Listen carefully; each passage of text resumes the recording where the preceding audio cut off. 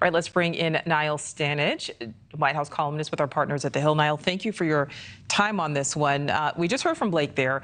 About 20 minutes ago, we heard from correspondent Joe Khalil that this new special appointment should not stop Weiss from being questioned by Congress. We know that there was that special investigation. But that's what lots of Republicans immediately started questioning after this announcement, of course, along with the timing.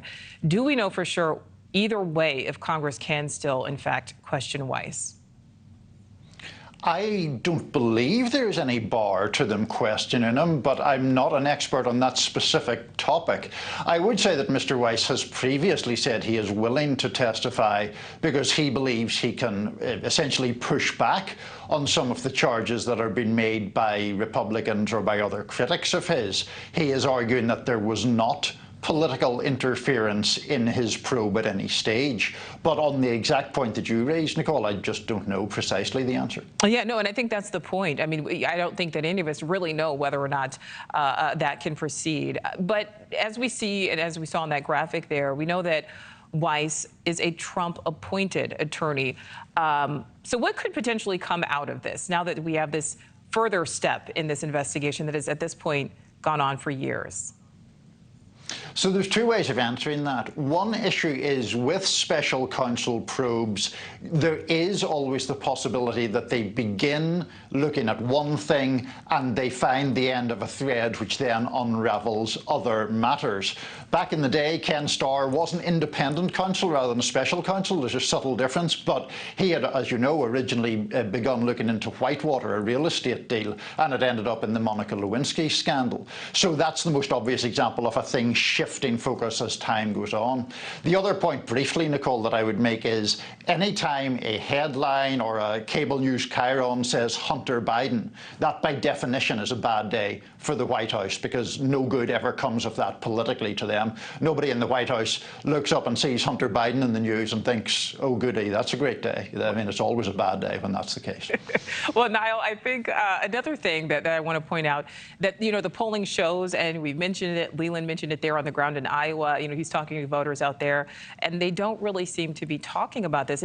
Polling shows that although, you know, the political pundits talk about it, cable news channels talk about it, the voters, this is not, you know, their first issue.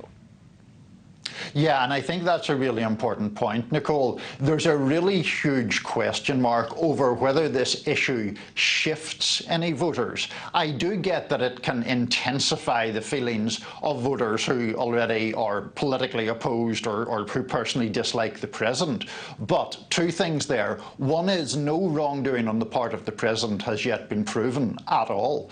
And the second point is there are a lot of voters, particularly in the middle ground, who are more concerned about those so-called kitchen table issues, be that the economy, be it education, be it healthcare, things that this can seem a distraction or a sideshow from.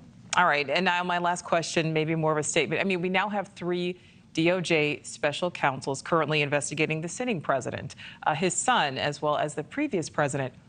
What is going on? Well, I mean, part of it is just the times we live in, isn't it, where there's automatic suspicion that hovers around everyone. Having said all that, I do think it's worth emphasising, Nichole, that in all those cases, there is legitimate reason to have a special counsel. I mean, there are elements of Hunter Biden's behaviour that are obviously shady. There is behaviour of which the former president is accused, which, if proven, is, for example, textbook obstruction of justice in the Mar-a-Lago case. So I don't think the appointment of special counsels is necessarily a good or a bad thing. The important thing is to get to the bottom of the conduct under investigation. You're right. That's what it comes down to. We're going to get to the bottom of the conduct. Niall Stanage, we thank you. Thank you for watching. Go to newsnationnow.com to find News Nation on your television provider. And don't forget to click the red subscribe button below to get more of News Nation's fact-driven, unbiased coverage.